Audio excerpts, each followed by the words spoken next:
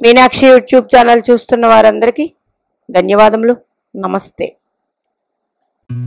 చాలా వీడియోలు చేసి పెడుతూ ఉన్నాను. మరి నచ్చినట్లయితే లైక్ చేయండి, షేర్ చేయండి, సబ్స్క్రైబ్ చేయండి. అక్షయ తృతీయ ప్రతి ఒక్కరికి ఇష్టమైన రోజు. ఈ వైశాఖ మాసంలో విశేషంగా మనకి అక్షయ తృతీయ అనే పర్వదినం వస్తుంది. వైశాఖ మాసంలో శ్రీ మహావిష్ణువుని పూజిస్తారు. ముఖ్యంగా ఎవరైతే గుర్తుపెట్టుకోండి, ఎవరైతే రోజు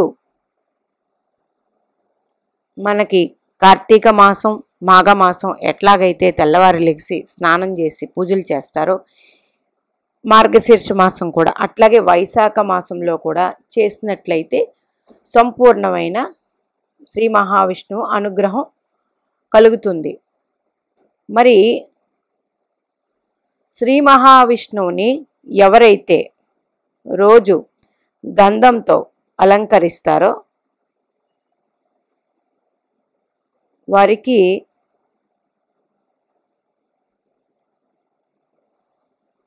మంచి లక్ష్మీనారాయణల అనుగ్రహం కలుగుతుంది. గంధం రోజు గంధంతో అలంకరించాలి.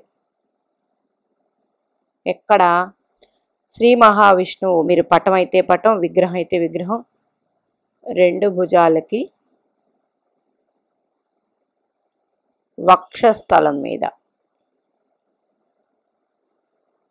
గంధం పెట్టి పూజ చేసుకుంటే మంచిది. ఇంకపోతే మనకి ఈ అక్షయ తృతీయ రోజు శ్రీ వరాహ లక్ష్మీ నృసింహస్వామి స్వామివారి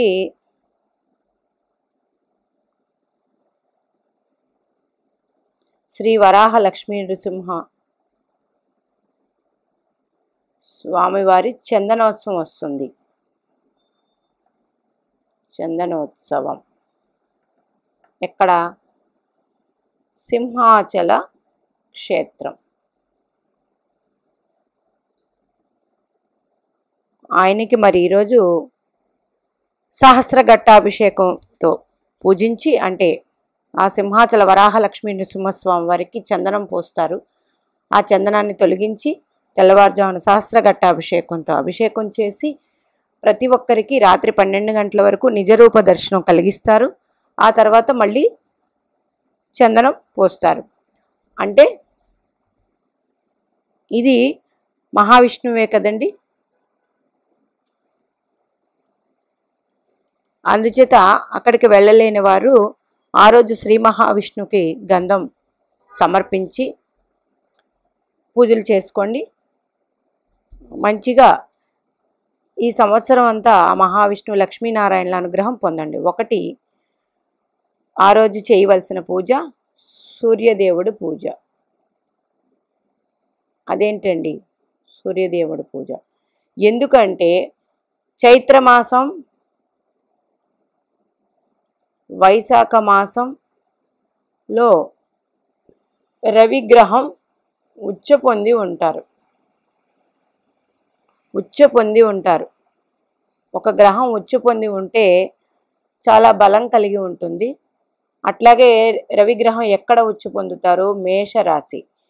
మేషరాశి కాలపురుష కుండలి చక్రంలో మొదటి రాశి.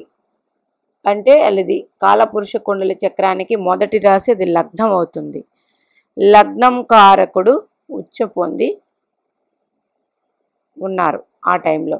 కాబట్టి రవిగ్రహ ఆరాధన, సూర్యదేవుడు ఆరాధన, సూర్యగ్రహ ఆరాధన చేసి సూర్యభగవానుడి ఆరాధన చేసి ప్రతి ఒక్కరూ ఆరోగ్యం, ఐశ్వర్యం, ఆయుష్ పొందండి. ప్రతి ఒక్కరికి కావాల్సింది ఆరోగ్యం, ఆయుష్ అండి. తర్వాతే ఐశ్వర్యం. ఐశ్వర్యం ఆరోగ్యాన్ని కూడా ఐశ్వర్యం అంటారు. మరి ఫస్ట్ సూర్యదేవుని ఆరాధన, తర్వాత శ్రీ మహావిష్ణువు ఆరాధన అంటే లక్ష్మీనారాయణులు ఆరాధన, పార్వతీ పరమేశ్వరుల పూజ ఆరాధన చేసుకుంటే సకల ఐశ్వర్యాలు కలుగుతాయి. మరి ముఖ్యంగా ఇప్పుడు చూడండి, గ్రహస్థితి చూసుకుంటే గ్రహాలకి రాజు రవిగ్రహం ఉచ్చులో ఉన్నారు, చంద్రగ్రహం ఉచ్చులో ఉన్నారు. ఉచ్చులో ఉండి చంద్రుడితో గురుగ్రహం కలిసి ఉన్నారు. ఇది కాలపురుష కుండలి చక్రానికి 2వ భావం, ఇది 1వ భావం కలిసి ఉన్నారు. ఈ రాశ్యాధిపతి శుక్రగ్రహం కూడా ఉచ్చ పొంది ఉన్నారు. ఈ రాశ్యాధిపతి శుక్రగ్రహం ఉచ్చ పొంది ఉన్నారు. అందుచేత ఈ అక్షయ తృతీయ చాలా విశేషమైనది, చాలా విశేషమైనది. అయితే ఈ విశేషమైన రోజు ప్రతి ఒక్కరూ సూర్యదేవుని ఆరాధన, శ్రీ లక్ష్మీనారాయణుల ఆరాధన, పార్వతీ పరమేశ్వరుల ఆరాధన చేసుకొని తోచినంత దాన ధర్మాలు చేసుకుంటే మంచిది. అన్నదానం ఎక్కువగా, నీరు దానం, ఉదక దానం చేస్తే మంచిది. ప్రతి ఒక్కరికి ఎవరికైనా ఏం కావాలంటే అన్నదానం, దాహం తీర్చడానికి నీరు, ఈ 2 చేస్తే మనకి జన్మజన్మల 7 తరాల వారికి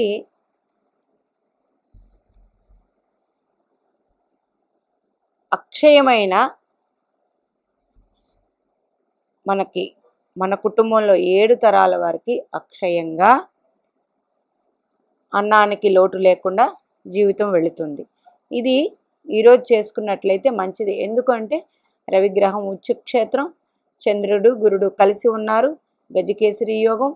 ఇందులో మళ్ళీ ఈ గురుగ్రహం చంద్రగ్రహం ఉన్న రాశ్యాధిపతి శుక్రగ్రహం కూడా ఉచ్చ పొంది ఉన్నారు. ఇక్కడ చాలా గ్రహాలు ఉన్నాయి, రాహువు, శని భగవానుడు, బుధగ్రహం ఇన్ని ఉన్నాయి. కానీ ఇక్కడ ఈ గ్రహం శుక్రుడు కూడా ఉచ్చ పొంది ఉండడం వల్ల మంచి యోగవంతమైన రోజు. ఈ రోజు అసలు ఎవరు మిస్ కాకండి. దేనికి?